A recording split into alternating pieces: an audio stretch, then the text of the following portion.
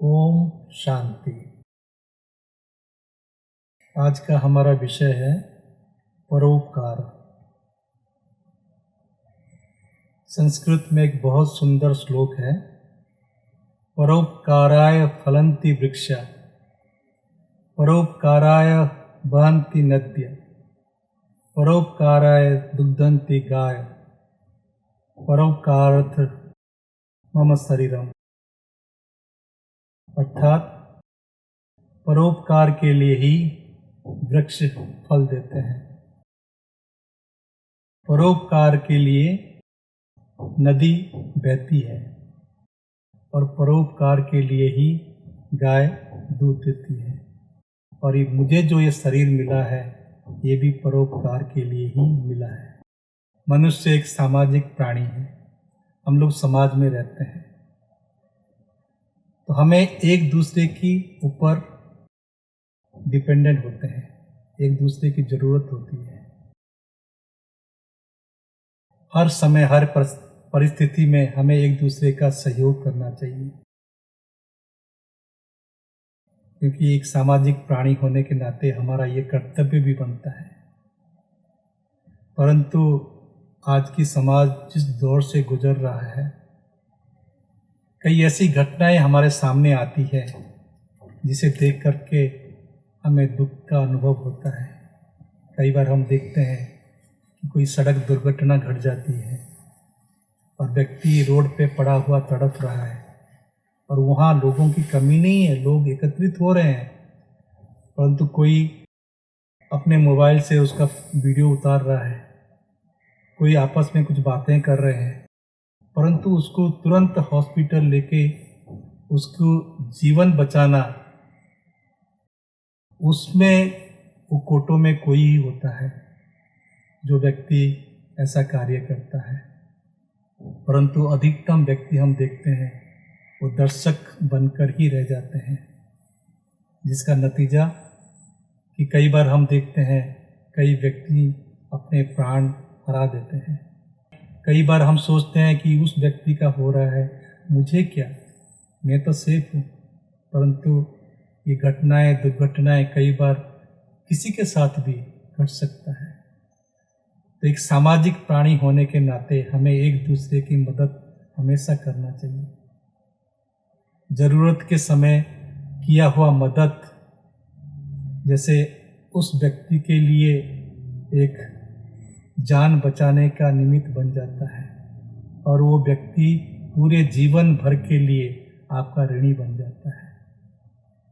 तो ऐसे समय में हमें एक दूसरे का सहयोगी बन करके एक दूसरे के ऊपर उपकार करना चाहिए। यही परोपकार है, इसमें कोई अपना स्वार्थ भी नहीं होना चाहिए। कई बार हम देखते हैं कई नेताएं महानेताएं करते हैं, दूसरों के लिए कुछ ऐसा काम करते हैं, लेकिन कई बार कई जो करते हैं वो सिर्फ अपने नेम फेम के लिए करते हैं, अपनी पब्लिसिटी के लिए करते हैं। लेकिन परमात्मा कहते हैं जैसे हम एक हाथ से अगर दान दे रहे हैं तो दूसरे हाथ को भी पता नहीं होना चाहिए। माना हमारा जो परोपकार है वो निस्वार्थ होना चाहिए, उसमें हमें कोई स्वार्थ नहीं रखना चाहिए, तभी हमारा वो परोपकार सार्थक बनता है और हम सामाजिक प्राणी होने का गर्व महसूस कर सकते हैं। एक छोटी सी घटना आपके सामने रखूँगा। विशाल जंगल था और उसमें अचानक बिजली के गिरने से आग लग जाती है और आग धीरे धीरे हवा की तेज रफ्तार के कारण आग बहुत जल्दी उस जंगल में फैल जाता है। तो सारे जंगली जानवर जो जंगल के अंदर होते हैं वो दौड़ दौड़ के सब बाहर निकल जाते हैं और एक जगह पर एकत्रित होकर के खड़े हो जाते हैं। तो आपस में बातें करते रहते हैं। कोई कहता है ये आग कैसे लगी, किसने लगाई आग, ऐसे आग तो लगनी नहीं चाहिए थी, क्यों लगी ऐसे आग, अभी तो ये पूरा जंगल को ही स्वाहा कर देगा और पूरे जंगली जानवरों को ही मार देगा। ऐसे बातें करने लग जाते हैं। तभी सभी जंगली जानवरों का नज़र एक छोटी सी चिड़िया के ऊपर पड़ती है। वो चिड़िया क्या कर रही होती है, वो चिड़िया पास में एक तालाब था, उस तालाब के पास दौड़ के उड़ के जाती है और अपने नन्ही सी चोंच में पानी भर करके और वो आग लगे जंगल के ऊपर उस पानी को छोड़ती है। फिर दौड़ के जाती है, उड़ करके फुर्र से उड़ जाती है उस तालाब के पास, फिर अपने चोंच से पानी भरती है और फिर फुर्र से उड़ करके उस जंगल के आग के ऊपर छिड़कती है। तो ये क्रम वो लगातार करते रह रही है, अथक होकर कर रही है। और सभी जंगली जानवर इस दृश्य को बड़े भाव विभोर होकर के देख रहे हैं। उसमें से कुछ तो उस दृश्य को देख करके साइलेंस थे, कुछ मजाक कर रहे थे कि भाई छोटी सी नन्ही सी चिड़िया ये क्या आग बुझाएगी। तब अचानक उनमें से कुछ मिल करके उस चिड़िया को बोले कि ये चिड़िया तू क्या कर रही है। तो चिड़िया के मुख में तो जल भरा हुआ था, इसलिए वो कुछ बोल नहीं पाई। जाके जल छोड़ने के बाद बोले, देखो भैया मैं आग बुझा रही हूँ और आप लोग भी मेरा सहायता करो। तो सब हंसने लगे कि चिड़िया तू क्या समझती है कि तेरी छोटी सी चोंच के पानी से क्या ये जंगल का इतना बड़ा आग बुझ जाएगा। तब चिड़िया बहुत सुंदर एक जवाब देती है, मेरे भाइयों मुझे नहीं मालूम कि मेरे पानी डालने से ये जंगल का आग बुझेगा या नहीं बुझेगा, परंतु मुझे इतना मालूम है कल को जब इतिहास लिखा जाएगा तो मेरा नाम आग बुझाने वालों की लिस्ट में होगी, आप जैसे देखने वालों की लिस्ट में नहीं होगी।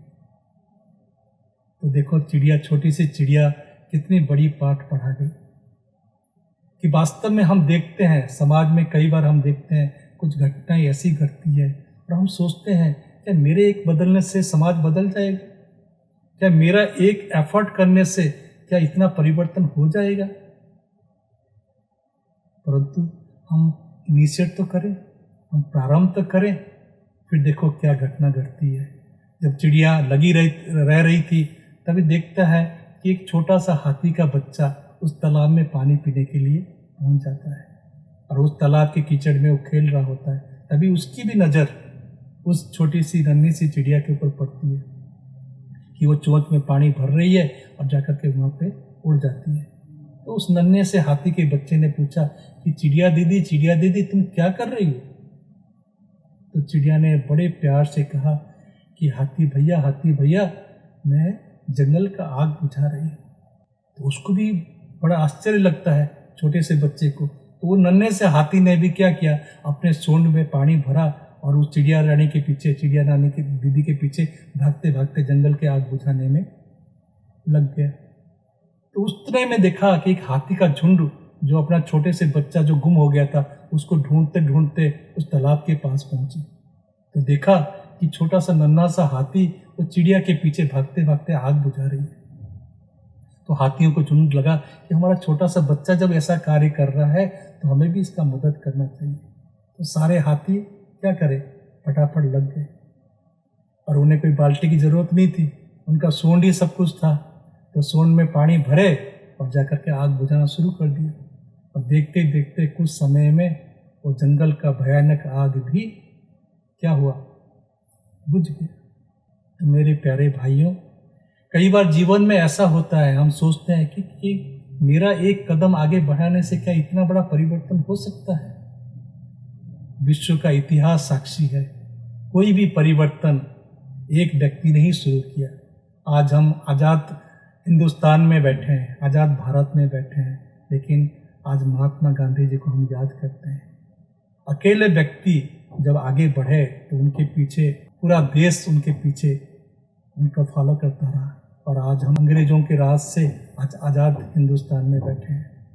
तो आज विश्व का कोई भी क्रांति हो, कोई भी परिवर्तन हो, उसके मूल में एक व्यक्ति ही होता है। तो इसीलिए दुनिया में कोई भी परिवर्तन हो, कोई भी कार्य हो, असंभव नहीं है, बस इनिशिएट करने की देर है। तो कोई भी शुभ काम है तो उसमें कभी पीछे न रहिए। कहते हैं ना, जो ओटे सो अर्जुन, नहीं अर्जुन बनो, अकेला अर्जुन नहीं है जिसको महाभारत में दिखाते हैं, परंतु हम सब जो इनिशिएट करते हैं, जो शुभ काम में अपने आप को निछावर करते हैं, अपने आप को पहल कदम रख डालते हैं, वही अर्जुन है। अर्जुन माना अर्जन करने वाला। कोई भी शुभ काम में अगर हम अपने दिल से और निस्वार्थ भाव से आगे बढ़ते हैं तो देखते ही देखते पूरा समाज, पूरा देश हमारे पीछे होता है, क्योंकि हमारा भावना श्रेष्ठ होता है, हमारा निस्वार्थ भाव होता है और श्रेष्ठ कार्य होता है और सबके प्रति शुभ भावनाएं होती है। तो जब हम श्रेष्ठ कार्य के लिए अग्रसित होते हैं तो हमारा पूरा समाज और पूरा देश, पूरा विश्व भी साथ देता है।